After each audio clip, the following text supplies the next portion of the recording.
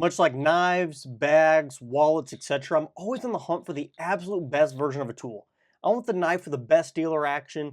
I want the backpack with the most features and most comfortable harness. The list just goes on and on. And that, of course, bleeds into flashlights. So I've been searching for years and years for the best everyday carry flashlight. And I've come close a few times, but ultimately just always come up coming a hair short. Either the UI is too confusing, the light is too uncomfortable in the pocket, or just lacking the brightness and throw I'm looking for. So imagine how excited I was when this light right here was announced. And for those unaware, this is the Olight Arkfeld Ultra, and this was supposed to be the answer to all my problems. It came in with 3 different modes, including UV and a laser, had a really high output of about 1400 lumens, a magnetic tail cap, and all packaged into a pretty flat rectangular design made out of this new crazy strong scratch-proof aluminum. I was instantly sold. I knew I had to pick one up, and eventually I was able to find a really great deal on one and I jumped on it. Once I got it in hand, I was pretty easily impressed. The milling texture on the sides felt extremely premium, felt great in hand, the output in the various modes were really impressive. I loved everything about this light and I was just over the moon. Yet I'm here today to tell you not to buy this light. As fantastic of a light this is, I'm going to tell you right now that you should not buy this flashlight. And by the end of this video, you'll see why. So I mentioned it at the beginning of the video, but my first impressions of this light were actually really fantastic, and it's kind of easy to see why. So let's talk about the construction and the materials, as this is one of the biggest selling points for this light when it was announced, and of course I kind of got swept up into it too. This is made out of OAL, or aluminum, which is apparently almost 2 times as strong as standard aluminum alloy, and it's marketed as being some of the toughest materials out there. People have said this holds up to some serious wear and tear, and the material really resists scratches, dings, and chips, and I watched one video of somebody talking about this light on another channel, and they carried a metal ridge wallet in the same pocket, and there wasn't even a single scratch on the body of the light. So now, do I need a pocket flashlight to be made of the ultimate, strongest material out there? Heck no, this is completely overkill. But it does sound really cool, and I like the idea of it. In practical terms, I can't really tell a difference, but it does feel nice in hand, and that's mainly due to the crazy milled texture on the sides of the body. There's hundreds of these super tiny little pyramids that actually work really well, as it's not really sharp or rough, and it still feels pleasant enough to touch. When looking at Olight's product page for this light, they have several slides and paragraphs just dedicated to this material. And funny enough, that they say this texture has a natural feel and that your fingertips will experience the material's texture, akin to the feel of leaves warmed by the sun after a heavy rainfall. Now, I don't know about you, but that is a pretty weird thing to say. I don't know how many leaves you're running out to stroke after a rainfall, but I guess. I like the material, just wouldn't go that far. Texture aside, I always try to quickly give the specs. This one has a little bit of a drawback here because this is definitely a larger light than what I typically carry. I normally gravitate towards smaller lights like the Manker E052 or even the Skill Hunt EC150, so this is a few inches longer. This has a height of 4.72 inches and a width just over an inch at 1.06 inches and a depth of just 0.63 inches. So in the grand scheme of things, this is still extremely pocketable, especially compared to other lights due to this high output, which is a little bit tad big for me as I'm spoiled by these smaller lights. But due to the shape of this light, due to this more square, rectangular design, I find this is so much more comfortable to carry in the pocket than a standard tube light like one of these.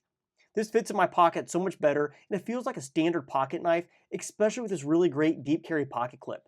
And even though this light is a little bit larger, this still features a 2-way pocket clip, so you can clip this on the brim of a hat and use it like a headlamp, which I always love to see.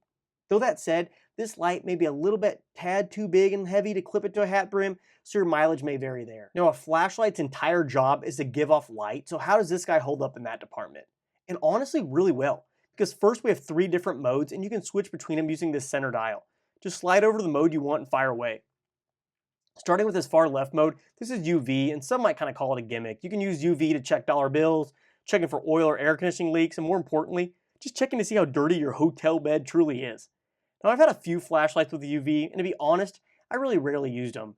Funny enough, I did use this to check a hotel room, disgusting, but other than that, I mainly use it to charge up the lume in one of my watches. So for me, UV is not really needed, but for some people out there, I can see this being super useful. Now, if we switch over to this middle mode, this is a green laser pointer. And again, arguably a little bit of a gimmick, but this one's actually a lot more fun. Olight kind of markets this as a pet play function, and I guess that's true because dogs and cats really go crazy chasing lasers, but I don't really have a pet at the moment, so for me, this is more of a tool just to point at things out of my reach. I've read online that some people really love a laser pointer to point out ceiling fans, light fixtures, or air conditioning units to work on, so customers can kind of see what they're talking about. But for me, it's just not something I'd really ever use. Now we switch over to the far right icon, and this mode is probably my most useful and actually what I use the most. That's of course just a standard light. This is 5 actually different levels with a turbo at 1400 lumens, a high at 420, medium at 100, low at 15, and then finally a moonlight at a staggering 1 lumen. It's also really easy to go through these modes simply just by holding down the center button once it's been clicked. In my testing, this is definitely more of a flood than a throw, but it puts out a nice amount of light for its size. It's definitely not the brightest flashlight I've ever owned and used, but it holds its own and wouldn't leave you stranded in the dark. So with all these features in this relatively small form factor, why am I so disappointed and frustrated with this light? This is one of Olight's flagship lights and it packs in quite a lot into this form factor. I should just be thrilled here. Yet the biggest issue, and the reason I think you should avoid this light, is something you've actually been staring at the entire video. It's this bottom tail cap here. This again uses Olight's own magnetic charging system like almost all their other lights in their lineup. This system itself, it does work great and is really convenient as you just put the light on the charger and it charges magnetically almost like an Apple Watch. But here's the thing, that's the only way to charge this light. There's no other external ports on this light at all. So if you're out and about, let's say traveling or on vacation, and this light is running low and you need a charger or it dies, you better remember to throw in that Olight cable in your pocket or your bag, because without it, you're sitting with a brick. And I just find that so frustrating. In this day and age, not having another charging option is just crazy. So imagine my frustration when I discovered the Arc Pro Ultra. And at a glance, this almost looks like the exact same light. But here's the kicker. For like 10 or 20 bucks more, this light adds a USB-C charging port on the side and also upgrades the max output to 1700 lumens and now also includes a spotlight. So by all accounts, the Arc Pro Ultra just really makes his Arkfeld Ultra really obsolete.